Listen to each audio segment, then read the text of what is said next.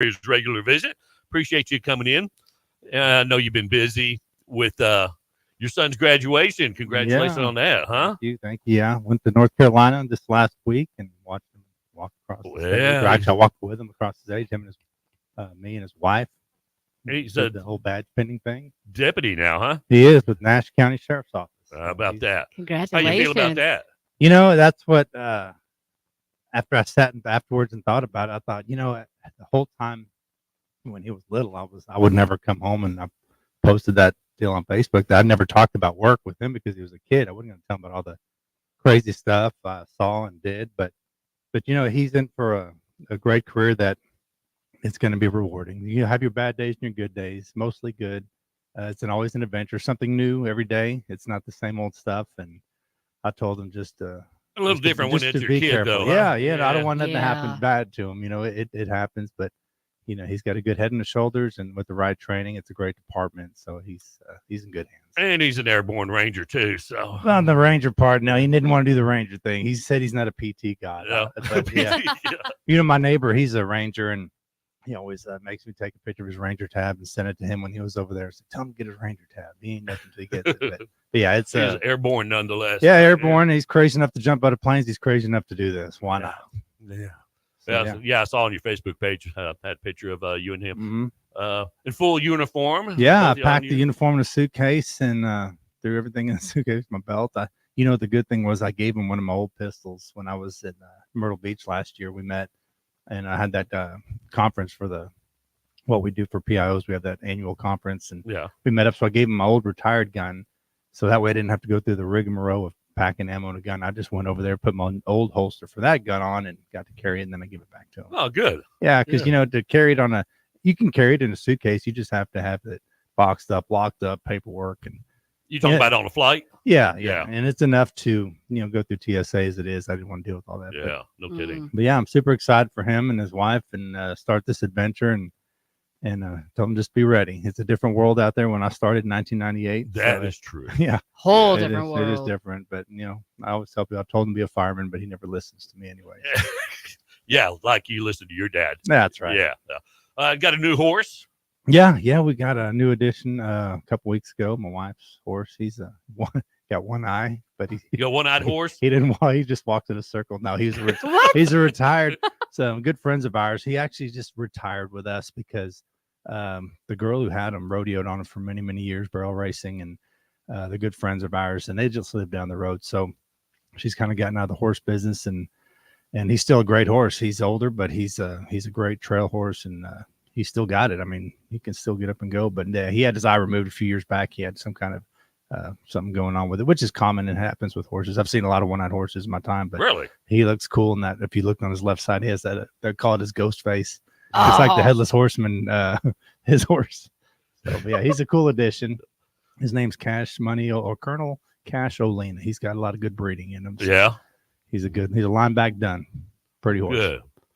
Well, you're I'm assuming it's all hands on deck this weekend for this Memorial Day weekend. This is like the unofficial kickoff of summer is what they always call it. Yeah. And the weather's going to be out in full effect, 100-degree heat School's index out, and the heat dome, and we're already having energy crisis issues. And are we really? Yeah, this morning on the headlines on the news they talked about this is the record-setting May of using the energy usage.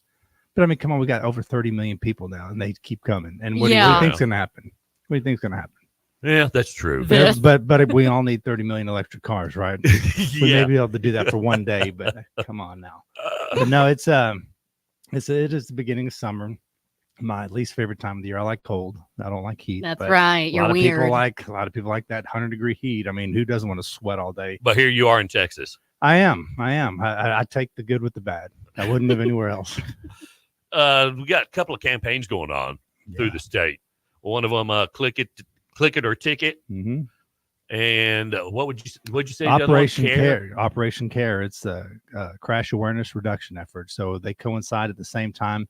We always advocate for year round to click it or ticket or to wear your seatbelt, but we do have these campaigns as a friendly reminder because unfortunately we're only at 94% of seatbelt usage, which is dramatically up since 1991, which I think was in the mid 40s or low 40 percentile.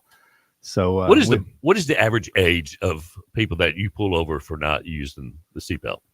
Is it the older generation? Well, when I started, and that's what was funny in the 90s, when you have somebody who's 70, 80 years old, especially in these rural areas, you have this old rancher who's never worn a seatbelt in his life because they were really just, many vehicles didn't have them back when they started driving. Right. In the 50s and 60s, they were not even in a vehicle. But I always got that excuse of, I'm not going to wear it because what if I crash and land in the water?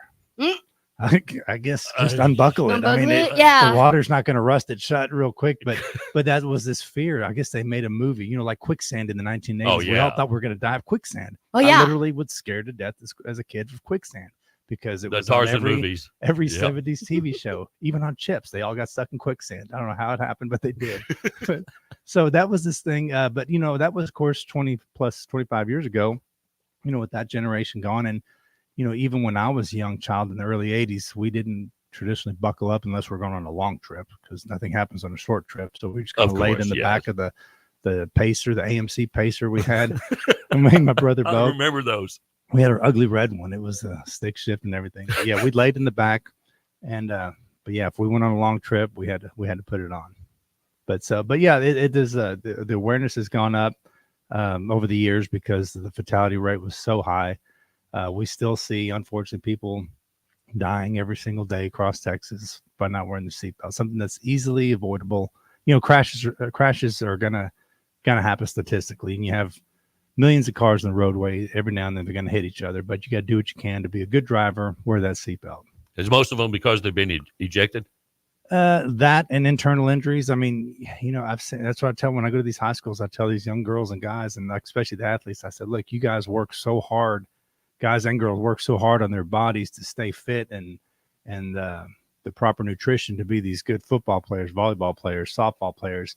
And then they get out in a car wreck and then they're paralyzed from the neck down. It's like, the one thing you forgot was to buckle up to protect that body because we are fragile. We're made of, 7% water and bones break and traveling in a metal vehicle with, physics. What could possibly go wrong? I know. I mean, it's convenient, but you just got to take safety measures and protect yourself. But it's pretty good. These kids these days, the younger generation has been wearing their seatbelts since they were younger, since the 90s or early 2000s was coming up. My kids' generation that are in their early 20s but it's still, it's almost the second mindset. nature now. When we stop, and I still stop some people that don't wear it, and their excuse was, I just left the store. I was just going over here real quick, and that's where it's going to happen. Because you may be the best driver in the world, but you're surrounded by people who aren't, and they're the ones that are going to hit you and cause you to go into a side skid and flip over, and then you get ejected. So what's the fine now for that?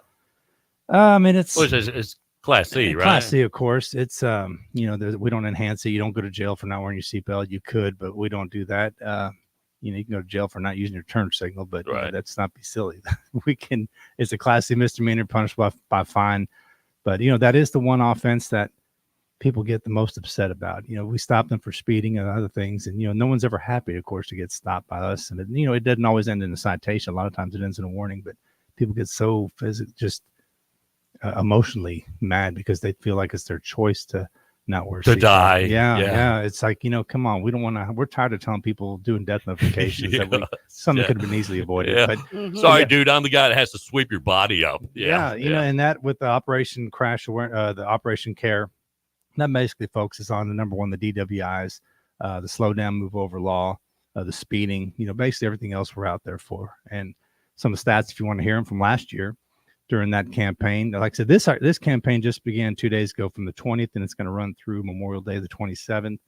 And last year, troopers, and this is just our department, we issued more than 37,000 citations and warnings, including nearly 14,000 for speeding, over 1,500 for no insurance, more than 890 individuals for seatbelts and child seat restraints. Because there's another thing that people forget, that children have to be properly restrained, not just by a safety belt, but if they're under 7 years old or under 4'9", they have to be in a booster, right? That's right.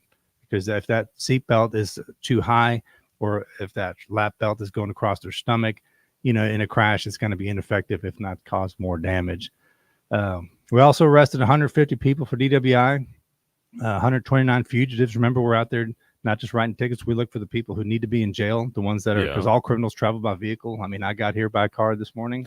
So 316 felons were taken into custody. So we, you got more felons than DUIs? Well, the DUIs were, what did I say? How many? Yeah, 129 fugitives and 316 people for other felony charges. So that's what's drugs, wanted, folks that are out wanted for burglary, sexual assault, murder. I mean, they're out there, and they don't come to us to turn themselves in. And people there's every now and then you get that person when you stop them for 5 over, 6 over, or no front license plate. They always say, well, don't you have any, can't you go out there and catch real criminals? And it's like, well, the last person who was drunk and could have been the one that hit you head on, I stopped for no front plate, or the person that sexually assaulted 4 people that's been on the run for a long time. We stopped him for no turn signal, kind of like Timothy McVeigh got stopped for no turn signal was Arkansas State Trooper, I believe. Yeah. So if you don't throw your pole in the water, you're not going to catch anything. And, it is a state law to have your front plate on and to have all your signals working. We don't generally issue citations for it. We can, but, it is a safety issue when you're not using your signal. But we also just don't stop. We're not robotic. We don't just stop people and write a warning, send them on down the road, because, like I said, criminals are always traveling these interstates, and you'd be surprised what travels right through Lampasas, Texas. Oh, I can imagine. Yeah. With the three highways. I know. Through here. I know. It's a major thoroughfare. So, but Believe it. we got some weather coming in. Is it coming in this area? I keep getting these alerts on my phone. I don't know if it's just Waco or it's more late hail. if we're going to get some, it's going to be late this afternoon. Better chance today than tomorrow. After that, it's nice my and truck, toasty. house, Jeep, everything's really damaged from Mother's Day. We had ping pong size hail. It was a disaster. Yeah. Wow, we got flooding, but we didn't get any. Yeah, we like the rain, but we don't like the floods. But you got to take the good with the bad. But if we do get the bad weather, remember to slow down. Keep that distance from the car in front of you. Or just stay home. Or just stay home. Call in sick. Just kidding. Don't do that. But yeah, seatbelt usage. But it's gone up. We'll never see 100% statistically, because not everybody's going to wear it 100% of the time. But for the numbers compared to 30 years ago, it has gotten better. That's good. That's good. The fatality rate still up though? Unfortunately, yes. But that's due to I the think, influx of population. The population. I'm telling you, when they do the next census, when's the next one going to be? In 20 whatever? Yeah, we did the last one 2002. Is every 20 years they do it? Wow. Every 10. I thought it was every 10 years. Yeah. Every 10. Yeah. Well, I mean, I think the last official one was 28.5 million, but we're probably 33, 35 million already. Oh, easy. Yeah. And I compare it to 1980 was 9.5, so we've tripled in population. Wow. Yeah, it's wild. It is crazy. You can't go out to these highways in the early hours in the morning and just look both ways and see nothing. There's always somebody or some vehicle, a truck, or somebody passing through. It's a lot going on. I'm on the road about 3:15 every morning. Yeah. And there's I mean, it's not like it would be noon, but there's plenty of traffic. Yeah, and that's there. the downside from having a state that has a lot of freedom and a great economy. People are going to come here, whether they liked it or not. They always talk about the Californians coming here, and I love talking to them because 90% of them didn't want to come here. That was their home. Then they had to leave at an older age. Just imagine if something like that in Texas happened, and we had to flee to Arkansas or something, and this would still be our home. So a lot of those people, they said, yeah, we were pretty much forced out because of the way it was ran. It's very sad. Living. Yeah. Same as New York. My neighbor's from California. Yeah. Just remember why you're here. Just don't mess up our place. I'm glad to have you, but don't mess it up. Now, Operation Lone Star is still going on. You got a bunch of troopers still down there at the border. Yeah. And is that taken away from the amount of troopers that'll be on the road this looking weekend? at these numbers that I spit out a minute ago with the DWIs and everything, for statewide, a DWI for 129 DWIs for Memorial Day weekend. That's pretty low. That's very low. Those numbers are normally 500, 600, 700. But that's because of the number of troops. We have several hundred troopers down there that shouldn't be, and it's not our fault, but we have to protect the state because the government's failed miserably at it with an open border policy. So we have to do this. And what that does, each trooper, that average stops anywhere from 50 to 100 cars a week. What do you think that happens? Multiply that by 500. You have thousands of cars that are not getting stopped, thousands of speeders that are not slowing down, thousands or hundreds of drunks and wanted folks that are still out and about. And unfortunately, our fatality rates are in the 4,000s every year. I didn't pull up the latest stats, so one thing I forgot to do, but I'll try to pull that up before I leave. You used to be before COVID 3,100 to 3,500. Now we're over 4,600 a year annually. But that comes with our population. But I think that, it's not just our responsibility. It's every driver out there to make sure you slow down, because it is crowded out there, and just be distracted driving. That's our big one. The young drivers coming up, these kids have had a cell phone in their hands since they were 4, Mm-hmm. and that's why I tell them I didn't have my first cell phone until I was 24 or 5, because we didn't have them like they do now. So yeah, that's a big thing. It's a third appendage. So when they start driving, they put it down for a few weeks. As they get complacent, more relaxed with driving, they'll start listening and answering these texts and making phone calls. Right. And that at 16, 17, you're not a good driver. You're not experienced. And even at 30, 40 years old, you should never be on the phone, because it takes 5 seconds is your average text message. And at 70 miles an hour, you've traveled 1.75 football fields. So nearly 2 football fields you've traveled blindfolded. And that's a good way to put it in perspective for people to get that image. I mean, we wouldn't go down the road, cover our eyes for 5 seconds, but when you take your eyes off the road and look at that phone, that's what happens. I mean, we're all guilty of it. We've all done it. I'd be lying if I said I didn't, but I throw those things in the passenger seat and let them ring. So a DWI is what, a Class A? It depends. If it's your first offense and there's no child passengers, first offense to Class B misdemeanor. And people always, and this is what's always crazy, when we're sitting there waiting on a tow truck, and the drunk is in the car and we're talking to him. We've already made the arrest, and we're just, waiting on the tow truck to pick up the vehicle. That tow truck comes, and boy, they get mad, because that's like $200, $250, whatever it's going to be. They don't even realize the $15,000 that's DWI. Yeah. Okay. So if you if you provide a sample and blow above 0.15, it's a Class A. And if you have a child passenger under 15, it's a felony. And unfortunately, that we've seen it. Okay, so it's a Class A. But if you get pulled over for texting, which is 24 times more likely to crash if texting, you're 20 times more likely to crash if you're DWI with above average 0.08 alcohol. Wow. I know. Not to saying it's driving drunk is safer by any means, but statistically, all the math nerds, they put these numbers together. I didn't. I'm not that smart. I just look smart. So okay, so texting would be what, a Class C? It's a Class C. Really? Sending or receiving a message, but you can even talking on the phone. And that's what some of these scientists, and they say even talking hands free, it's still a distraction. You're taking 30% of your brain and putting it on that conversation on that phone, and you got to think about it, because sometimes you get lost in these phone calls and don't realize, heck, I'm already back home. I drove through Temple, Killeen, Belton, Yeah, you get on autopilot. You do. And that's the thing. And it's, they always say, it's, even though it's not against the law, it's always safer just to make that phone call, especially if you're in a new area. I'm very guilty of hitting my, my dashboard and talking through the speaker in the truck. And I guess it makes sense. 30% of your brain is involved in the conversation. Yeah. Multitasking. We're not good at multitasking, because when you're multitasking on a phone call, and the way they put it was that you don't perceive a danger, like the kid running out or the deer running out. You're focused on that phone call, and it takes slightly bit longer than your brain to perceive and react to that distraction. That makes sense. But and this is what I always tell other people. How do we know if they're texting and driving? What if they're typing in a song they want to hear on their phone or GPS? That's not against the law, but is it any safer? No. Anytime you take your eyes off the road, and driving is a distraction itself, because we're checking our rearview mirrors, we're checking the road ahead of us, the cars next to us, and the other lanes, and so what if they tell you they were just plugging in GPS? Call them a liar. No, make them confess. If we have to waterboard them right down the side of the road, we will. No, we can't prove that. And there's a lot of times where, I've pulled up next to people, I've gotten behind them, and I've seen them within the lane. Yeah, I've seen that many times. Slowing down, speeding up, all the characteristics of a drunk driver. Then I'll pull around them so I could physically watch them do it, and they have that old phone in their hand, and then they finally look over, see me, and they throw that thing in the air. Then, of course, I stop and have a conversation with them and have to explain the dangers. I mean, every now and then people just need their chain jerked and realize that they're not immune from running in the back of an 18-wheeler that's stopped for a wreck. I mean, you see all these pileups all the time. We've had them. We had a child got killed in Salado a couple years ago. I remember we went to that one. It was a pileup.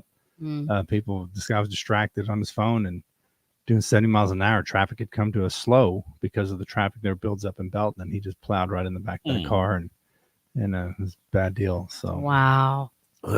Well, want everybody to be safe out there. I guess yeah. the safest way is enjoy just, the weekend. It is a fun time. It's just families don't and be friends, and stupid. it's so easy to avoid it if you end up somewhere. And that's what I was just at the school yesterday, and I was talking to these kids about what's a designated driver, and they'll raise their hand, and I said, is it just the guy who had 1 or 2 beers, right? And they're like, yeah. I said, no, it's the one who had 0. It's a trick question, but a lot that happens a lot. As somebody's designated driver, like, oh, I was going to have a couple because you're the least drunk. No, that's not the way it works. Get somebody who hasn't been drinking, get the ride share, or just spend the night. Or just stay home. Yeah. Your friends aren't You'll that never get a entertaining DWI anyway. at home. You'll never. True. You may fall down the stairs and drunk, but that's on you. You're not going to hurt anybody else. 0 arrests for drinking at home. Yeah. Right. Or no DWIs anyway. But drive defensively. What traffic's going to probably pick up Wednesday afternoon? I would know Thursday afternoon. When are you hitting the road? Friday morning. Friday morning. Yeah. So Thursday, a lot of people take off. When they have a 3-day weekend, they'll take that 1-day vacation Friday. Not that I would do that. Oh no! I don't take vacation. I'm always at work diligently. I do have my computer with me when I do go places because I'm always working on something, and I'm on call. But if I get called out, I just go. I'm not far from home. Remember, using the left lane for passing only. That's a big one. People always ask, why don't we stop for that? We stop for that every single day. Texas law requires slower traffic to stay to the right, and it'll be clearly posted on the interstates, left lanes for passing only. That's a big one. And also when you're traveling, steer to clear it law. If you haven't involved in a non-injury crash, both vehicles are drivable. Get them safely off the roadway, take the next exit, try to get off that interstate altogether, because you know what happens in a minor wreck. There's some people that, nope, I'm going to leave my car right here. Please, got to witness this. We all got cameras. Take a quick picture of it.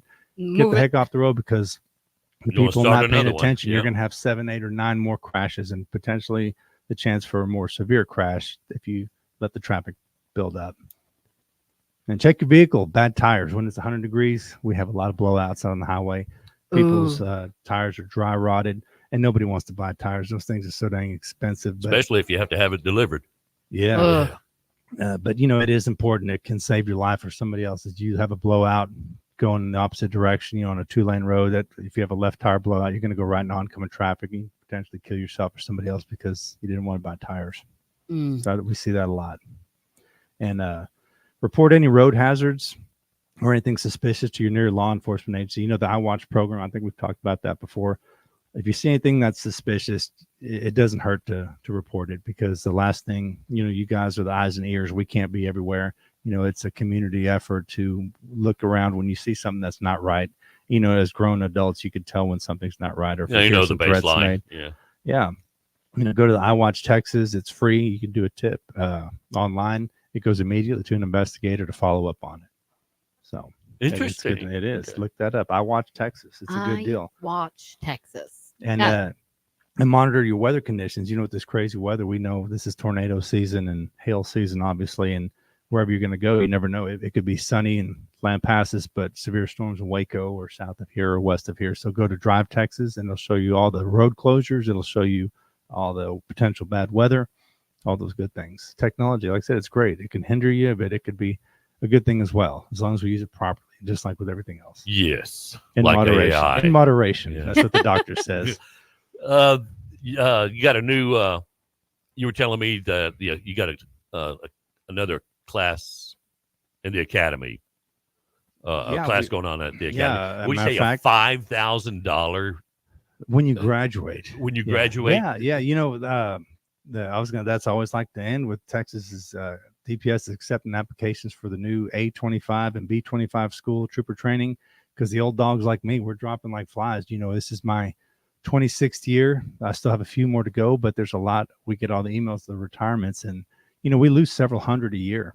When you have a department this size, over 3,000 commissioned people, your Texas Rangers, your investigators, your troopers, all the upper ranks, the lieutenants, majors, captains, assistant chiefs, they all end up retiring because they all got 25, 30 years as they get up there. And, we make that finish line, which is amazing. And we want to retire. So we have to pass that torch on to somebody else. And those young men and women who want to think about doing the law enforcement career, we now, not only have we gotten our pay way up there compared to the years past, But now I just looked this up this morning. I didn't know they had a $5,000. You get a $5,000 check deposit in your bank after you graduate. What? They didn't give me nothing. On top of the 70,000, starting out around starting 70 and work your way up from there. So it's you're able to make a living now doing it. And the only bad thing is I've noticed in a very few instances that some people going in this for the money, they're not going to last long because you have to have a real passion to do They this wash out because pretty quick. no matter what they paid, if you can't stand the craziness we have to deal with, it could pay you $500,000 and you'd quit anyway because you have to face some pretty righteous situations and see a lot of bad things. But it is, if it's something that anybody out there listening has ever thought of law enforcement, and talk to your local trooper, talk to your local sheriff's deputy, officer, anybody. I mean, all departments are hiring because in the last 4 years, look what's gone on. Nobody really wants to do this because we've been painted with this broad brush of that all police are no good. Yeah. There was a big campaign. Yeah. Hate cop I campaign. think we're coming back away from that because they all realized that was horse It was crap. stupid. Yeah. Okay. And but you have of course you have how many million police? Things over 1.5 million police in the United States, and a few are going to slip through that are bad and make us look bad, but 99+% are not. They're in this for the right reasons, and that's why I urge anybody who's interested, go to our website TXDPS and look under recruiting and also now in the old days with DPS it was so hard to get back home, and I think this is the first class there. If there's no vacancy where you want to go, they're going to make one because it is hard for people. Like a friend of mine, his name's Chris. I worked with him in Hamilton. He was a dispatcher 14 years ago. He went to San Angelo Police Department and he messaged me a couple months ago. Said, "Hey, I got accepted to DPS. He started yesterday." And that's good for him. I said, "Man, why'd you wait so long?" But either way, he's in and he'll do well. He was a great officer and got a good head on his shoulders, and it'll be great for his family because the money's up there to help take care of his wife and kids and the benefits. So he'll make a good hand. But say he wanted to go right back to San Angelo, I don't know where he's going to go. Hopefully he ends up home. But they're willing to make a vacancy now because people who have the big thing, we listen to officers who like, man, I want to be a trooper, but I can't leave Lampasas because I have a wife here with a job. Kids are in school. It's really hard to uproot them. Yeah. So now if that person gets on hired, they'll make a position here. And then when some trooper leaves Lampasas, then he'll slide into that spot, but they'll just have an overflow, which makes sense. That's a good idea. That was always the biggest deterrent other than the money. I remember when we worked the Ranger games and football games, we do that off duty. Those Arlington PD guys like, man, I always want to be a trooper. Y'all don't pay nothing. Of course, they're making the big money back then. And it's like, well, people still always want pictures with us and not y'all, the tourists for the games. They'd always like, I remember we got in a group. I think it was from Japan when the Hugh Darvish was there. They wanted to take a picture, and cops, the Arlington got in with us, and they're like, no, just the troopers, and pushed them out. So I'm like, yeah, you may make more, but who gets to be in the limelight? So, but now we're up there with them now, which is great for our careers and the potentials of our recruits to come in. So it's a very physically fit or physically demanding academy. It's 6 months long, and even after you get out, we have a very strict physical fitness regimen. And that's where you lost me. Well, but the psychological. It's when you're young, it's like, oh, I can stay fit and pass that easy. But as you get older, but you realize that if you ever get into a ground fight on the side of the highway, that's where it's going to save your life, and that's where the incentive is there for. And if we pay them for it now too to stay that way because we get tape measured and all that good stuff. It's your life depends on it because if you're not physically fit, how are you going to chase somebody down? How are you going to run into a building chasing after somebody with a gun? I mean, it really, because this job is next to truck driving, one of the most dangerous jobs for cardiac arrest because our schedules are horrible. The food out there is usually fast food. So that's where we take it upon ourselves to try to get around that and do it the best you can because you're sitting in a car most of the day. You're in and out every 15, 20 minutes still on a traffic stop or so. But like when you're down at the border, you're sitting around a lot. You're eating a lot. There's no 12-hour shift, and who's going to want to go run a few miles after that? So that's where we're struggling, and our troopers are struggling with trying to find the time to do that. But the whole fitness thing and psychological thing, and actually having to work. Made me hungry. Yeah. Speaking of pizza, let's go. Anything else we need to wrap up? No, just everybody be safe out there, and enjoy. Remember what the holiday is for those in the past that fought for this country. And Absolutely. that's the one thing we always harp on. We always think about the time off and the burgers and the hot dogs, but it's about our folks that are not with us anymore that fought for our freedoms that we have. So let's just do what we do. That's it. All right. What's your time? What kind of schedule are you on? Today? Yeah. Well, Yeah, like right now. Since I came in for y'all, I've reversed it now. Now I go to the gym because I want to eat some junk food later All tonight. right. So. Well, Right? before you go to the gym, we want to play Battle of the Sexes. Oh boy. Yay. So we get a caller. Yes. in. I think we get a caller to call in and play. We'll have to get a lady. female caller, and they can take on Sergeant Yum Yum and Battle of the Sexes. All right. It is, what is that? Let me put my old people glasses on. Oh, there we go. 8:40. Wow, already 20 before 9. A Lamp Passes Real Country. Today's hits, yesterday's favorites. Good morning. Ken and Casey, weekday mornings, right here on KLTX DB. Limpasses Real Country. Do you have company coming to town and not enough